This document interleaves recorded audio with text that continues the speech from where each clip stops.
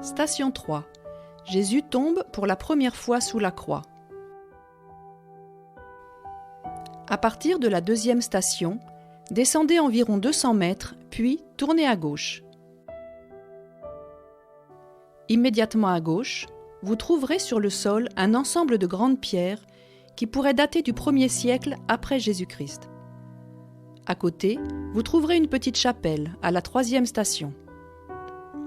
Les évangiles ne font aucune mention de Jésus qui tombe.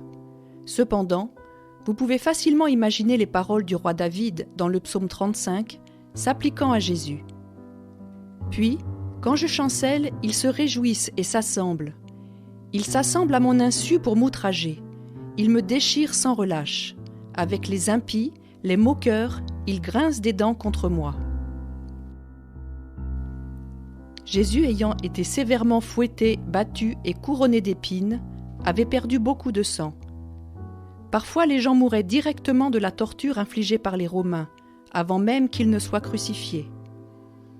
Ayant perdu sa force, fatigué et assoiffé, Jésus était probablement incapable de marcher sans faiblir sur le chemin du calvaire. Jésus a interpellé ses disciples ainsi : « Prends ta croix et suis-moi ». Sur le chemin de sa propre exécution, Jésus a expérimenté la douleur de cette lourde poutre qui s'enfonçait dans les blessures de son dos, ses épaules et ses bras. Méditons ensemble de nouveau ces paroles de Jésus. « Si tu veux être mon disciple, prends ta croix et suis-moi. » Père, aide-moi à vivre comme un disciple de Jésus, embrassant tout autant les épreuves que la joie.